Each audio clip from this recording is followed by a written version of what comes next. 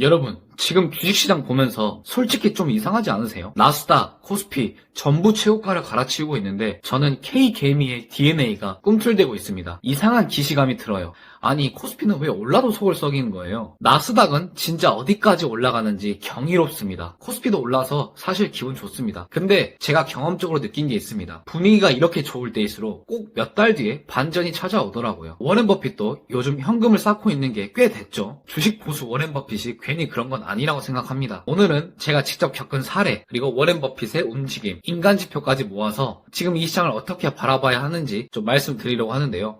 이렇게 분위기가 좋은데 이런 영상을 찍게 되는 게 좀 무섭기도 한데, 그래도 이 영상을 끝까지 안 보신다면 결국 후회하실 거고 이 영상을 다시 보시게 될 건데 그땐 이미 늦었을 겁니다. 첫 번째로 워렌 버핏의 움직임을 한번 볼게요. 네, 워렌 버핏 할아버지는요, 2022년 3분기부터 지금까지 꾸준히 주식을 팔고 현금을 쌓아왔습니다. 거의 몇 년째 이어지고 있는 흐름이죠. 22년부터 계속 팔고 있다는 게 좀 과하다고 느껴질 수도 있는데 어쨌든 분명한 건 지금까지 일관된 매도세를 보여주고 있긴 합니다. 그런데 여기서 중요한 건 단순히 야 지금 시장 너무 과열됐으니까 팔아야 된다 이런 식으로 움직이는 게 아니라 워렌 버핏 본인 말에 따르면 살만한 좋은 기업이 현재 시장에 보이지 않기 때문에 자연스럽게 현금이 늘어난 거라고 합니다. 버핏이 강조하는 좋은 주식의 조건 중 하나가 바로 싼 가격인데 지금은 그 기준에 맞는 종목이 없다는 뜻이죠. 자, 그 결과 25년 2분기 기준으로 버핏이 보유한 현금 규모는 무려 삼성전자를 통째로 인수할 수 있을 정도라고 합니다. 이 정도면 얼마나 막대한 금액인지 감이 오시죠? 그리고 또 하나 주목해야 할 게 있는데 바로 버핏 지수라는 지표입니다. 이건 워렌 버핏이 과거 특정 시기에 언급하면서 유명해진 건데요. 주식시장의 시가총액을 경제 규모, 즉 GDP와 비교해서 고평가인지 저평가인지 판단하는 방식입니다. 공식으로는 시가총액 나누기 GDP 이렇게 보시면 되는데 이 비율이 100%를 넘어가면 시장에 거품이 꼈다라는 신호로 보는 거죠. 참고로 미국은 무려 217% 수준입니다. 닷컴버블 당시가 약 150%, 코로나 직전이 190%였거든요. 단순히 이 지표만 놓고 보면 코로나 때보다 더 과열된 상황이라는 겁니다. 물론 이 버핏 지수라는 게 2001년에 처음 언급이 됐는데 다소 옛날 지표긴 합니다. 그래도 워렌 버핏은 여전히 이 상황에서 현금을 늘려가고 있다는 사실이죠. 그리고 역사적으로 늘 시간이 지나고 나면 그의 판단이 항상 옳았다는 게 증명되곤 했습니다. 결국 워렌 버핏이 지금 현금을 쌓아두는 건 절대 이유 없는 선택이 아니라는 거예요. 요즘 시장 분위기를 보시면 아실 거예요. 나스닥이니 코스피니 할 것 없이 연일 사상 최고치를 찍고 있죠. 특히 미국 주식을 보유한 투자자 입장에서는 정말 기분이 좋은 상황입니다. 계좌를 열어볼 때마다 웃음이 나오는 상황이에요. 저 역시 요즘 들어서 느끼는 게 있습니다. 아, 나스닥은 정말 미쳤다. S&P 500도 마찬가지예요. 단기적으로는 조금 빠졌다 싶을 때 아무 종목이나 사도 다시 올라가는 듯한 흐름이 이어지고 있으니까요. 그런데 문제는 시장이라는 게 언제나 한쪽 면만 존재하진 않는다는 겁니다. 빛이 있으면 어둠이 있고 앞면이 있으면 반드시 뒷면도 있는 법이죠. 이건 제가 직접 경험해본 일이기도 합니다. 2023년 말이었는데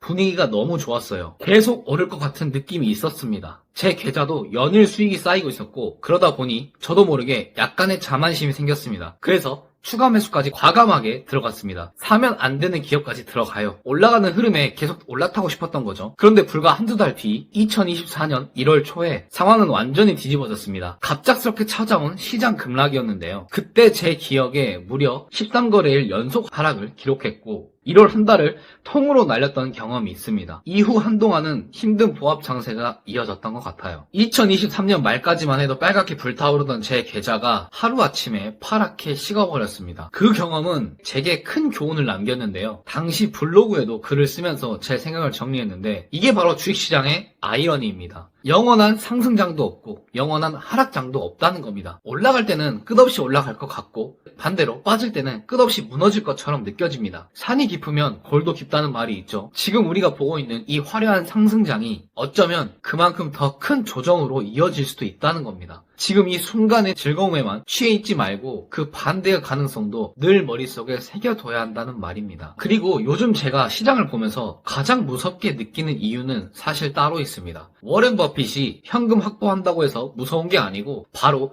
제가 늘 믿는 인간 지표가 등장했기 때문입니다. 이거 우스갯소리처럼 들리실 수도 있는데 오래 투자해본 사람들은 아실 겁니다. 사실 그 어떤 경제 지표나 기술적인 분석보다도 더 무섭고 더 정확한 게 바로 인간 지표예요. 시장이 이상하게 과열될 때는 회사의 분위기부터 달라집니다. 점심시간마다 자연스럽게 대화 주제가 주식으로 쏠립니다. 야, 어제 뭐 샀어? 와, 오늘 하나오션 10% 급등했어. 누가 뭐라 할 것도 없이 다들 주식 얘기만 하고 있는 거예요. 단순히 대화에 그치지 않고 자기가 공부한 것들을 서로 공유하기도 하고 심지어 사내 스터디까지 만들어지는 것처럼 분위기가 형성됩니다. 그 정도면 이미 분위기가 정상은 아니죠. 더 나아가서는 빚내서 투자한다는 사람들도 나오기 시작합니다. 제가 경험이 얼마나 많겠냐마는 이건 위험 신호가 맞습니다. 특히 제 주변에 잊을 수 없는 분이 있습니다. 저는 이분을 속으로 반 워렌 버핏이라고 불러요. 왜냐하면 이분이 시장에 들어올 때마다 꼭 몇 달 안에 시장이 크게 조정을 받았기 때문입니다. 한때 2차 전지가 핫했을 때 올인하다시피 투자했다가 고점에서 물려 크게 손해를 본 회사 선배였는데요. 결국 너무 힘들어서 다시는 주식 안 한다를 선언하고 증권사 앱까지 삭제해버렸던 분이에요. 그런데 불과 2주 전 상황이 달라졌습니다. 그분이 갑자기 다시 주식 이야기를 꺼내기 시작한 겁니다. 오랜만에 증권사 앱을 켜더니 제게 이런 말을 했습니다. 야, 윤호야, 요즘 뭐 사야 되냐? 그 순간 저는 속으로 이렇게 생각했습니다.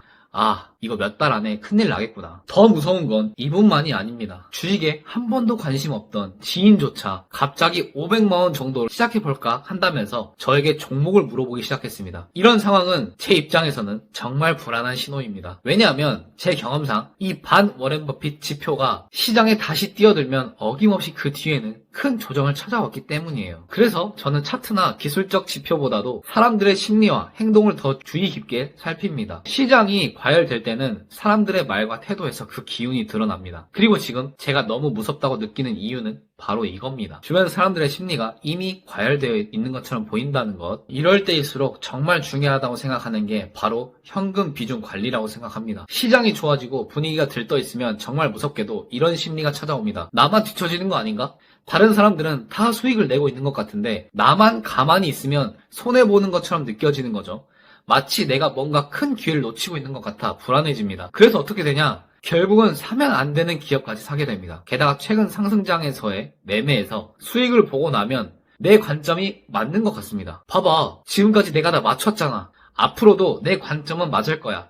이렇게 신나게 이야기하면서 더 과감하게 매수를 이어가게 됩니다. 이런 심리는 사실 상승장에서 누구에게나 찾아옵니다. 문제는 그 다음에 찾아오죠. 시장이 언제까지나 상승만 하는 건 아니니까요. 분위기가 좋다가도 꺾일 때가 오고 조정이 찾아오면 현금이 없는 투자자는 아무것도 할 수 없습니다. 물타기를 하고 싶어도 추가로 살 현금이 없으니 속수무책이죠. 결국 실제 기회가 와도 잡을 수가 없는 겁니다. 결국 손절하고 상승장 때 먹었던 거 다 뱉어내는 거예요. 그래서 저는 요즘 일부 종목은 과감히 줄이고 무엇보다 현금을 확보하는 데 집중하고 있어요. 다시 말해 현금을 쥐고 있지 않으면 진짜 중요한 순간에 아무것도 못한다는 걸 뼈저리게 깨달았기 때문입니다. 물론 매수를 안 하는 건 아닙니다. 하지만 이제는 훨씬 신중한 거죠. 매수할 때도 오직 초우량주, 배당주 위주로만 접근합니다. 변동성 큰 종목이나 테마 종목에는 최대한 거리를 두고 안정적이고 검증된 기업들에만 눈을 돌리고 있습니다. 결국 주식을 잘한다는 건 단순히 얼마를 벌었느냐가 아니라 얼마나 꾸준하게 시장에서 살아남았느냐에 달려있다고 전 생각합니다. 그리고 꾸준하려면 반드시 필요한 게 있습니다. 바로 현금을 들고 기다릴 줄 아는 것입니다. 기회는 늘 오지만 준비된 사람만이 그 기회를 잡을 수 있죠. 그래서 저는 오늘도 현금을 지키는 게 곧 잘하는 투자라고 믿고 있습니다. 물론 지금 이 시장이 앞으로 더 오를지 아니면 이제 곧 내려갈지는 아무도 모릅니다. 저도 몰라요. 한쪽에서는 인간 지표들을 보면서 이건 고점이 맞다 라는 생각이 들기도 하고, 또 다른 한편에서는 유튜브에 나오는 하락론자들이나 숏을 잡고 있는 사람들의 이야기를 보면 아직도 더 갈 여력이 있구나 라는 생각도 들기도 합니다. 애매한 상황인 거죠. 이때 결국 중요한 건 뭘까요? 바로 분할 매수, 분할 매도, 그리고 우량주에 대한 적립식 투자입니다. 시장은 본질적으로 늘 변동성이 존재합니다. 특히 지금처럼 분위기가 과열된 장세에서는 몰빵 전략이 가장 위험합니다. 한 번에 모든 돈을 쏟아붓는 건 그만큼 리스크가 정말 크다는 거예요. 제 원칙은 단순합니다. 수익이 어느 정도 났으면 일부는 반드시 정리한다. 익절은 언제나 옳다 라는 제 나름의 원칙을 지키고 있는 거죠. 아무리 좋은 장도 언젠가는 꺾이기 마련이고 그 전에 조금이라도 챙겨둬야 나중에 마음이 편하기 때문입니다. 반대로 하락장이 오면 어떻게 할까요? 많은 사람들이 공포에 휩싸여서 팔아버리겠지만 오히려 저는 그때를 기다립니다. 현금을 들고 있다가 분할 매수로 조금씩 들어가는 거죠. 왜냐하면 바닥이 어딘지는 누구도 알 수 없으니까요. 나눠서 내려올 때마다 조금씩 사 모으면 심리적으로도 훨씬 안정됩니다. 결국 핵심은 딱 하나입니다. 영원한 상승장은 없다. 그렇다고 영원한 하락장도 없다. 이 단순한 진리를 잊지 않는 게 정말 중요합니다. 그래서 저는 이렇게 생각합니다. 시장이 오를 때는 무조건 다 가져가겠다고 욕심내지 말고 조금씩 분할 매도. 반대로 내릴 때는 모두가 외면할 때 조금씩 분할 매수. 이게 바로 시장에서 오래 살아남는 가장 정석적인 방법이라고 전 믿습니다.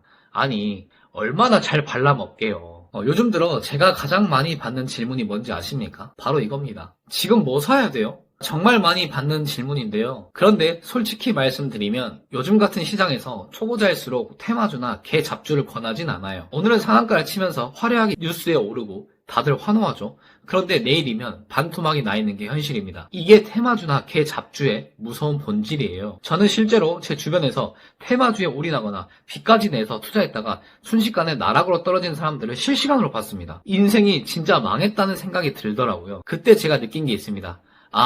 초보자일수록 절대로 테마주에 손대면 안 된다. 짧은 시간에 큰 수익을 줄 수 있을 것 같지만 그만큼 큰 위험을 안고 있다는 걸 아셔야 합니다. 그렇다면 어디에 집중해야 될까요? 저는 답이 명확하다고 생각합니다. 첫째, S&P 500 지수 투자. 둘째, S&P 500 안에 있는 미국 초우량주. 셋째, 배당주.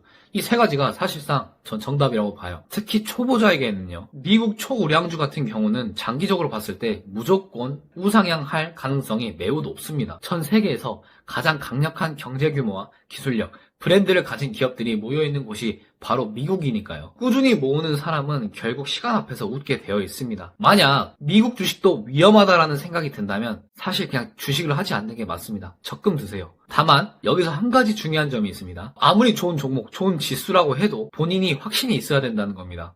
주변에서 다 좋다니까 그냥 덜컥 사버리면 어떻게 될까요? 조금만 빠져도 버틸 힘이 없습니다. 주식은 늘 오르내림이 있으니까 본인 스스로 믿음을 가지고 있어야 장기적으로 버티고 가져갈 수 있습니다. 결국 장기 투자라는 건 단순히 돈만 넣어두는 게 아닙니다. 확신이 없는 사람은 조금만 하락해도 흔들리고 중간에 팔아버리죠. 반대로 확신이 있는 사람은 끝까지 버티면서 결국 시장에서 보상을 받습니다. 그게 시간이 주는 복리 효과고 그게 결국 부를 만들어줍니다. 저는 초보자분들에게 늘 이렇게 말씀드립니다. 개 잡주 한 방에 대박 나겠다는 욕심 버리시라고요. 그 욕심이 결국 계좌를 무너뜨린다고요. 차라리 지수나 초우량주를 적립식으로 묵묵히 모으는 게 훨씬 현명하고 그것만으로도 웬만한 투자자들 다 이깁니다. 매달 일정 금액을 넣어 꾸준히 사 모으다 보면 단기적으로는 지루해 보여도 장기적으로는 반드시 웃을 수 있습니다. 주식에서 살아남고 싶다면 이 길이 가장 안전하고 또 확실한 길입니다. 요즘 너무 좀 상승장이기도 하고 다들 뭐 기쁘시고 다들 환호를 하고 계신데 그래도 요즘 같은 장은 조금만 더 보수적으로 투자하시길 권합니다. 현금 확보하시고 분할 매수, 분할 매도 하시고 매수하실 거면 초우량주에 하시기 바랍니다. 이 선택들이 추후에 새로운 기회가 될 수 있습니다. 짧게 보지 마시고 길게 보세요. 주식시장에서 결국 승부를 가르는 건 지금 사서 빨리 부자 되자가 아니라 결국 얼마나 오래 살아남느냐 입니다. 이 영상을 여기까지 보신 것만으로도 남다르신 분들이라 생각하거든요. 아마 하실 수 있으실 거라 생각합니다. 그리고 제가 영상에서 미처 다루지 못하는 이야기들이나 제가 실제로 겪었던 수익, 손실, 인증, 더 구체적인 투자 일지 같은 것들은 제 블로그에 정리해 두었습니다. 관심 있으신 분들은 꼭 확인해 보세요. 항상 여러분을 저는 응원하고요. 도움이 필요하다면 언제든지 말씀 부탁드립니다. 꾸준히 살아남으시고 인생 파이팅 하시고 다음 영상에서 뵙겠습니다. 감사합니다.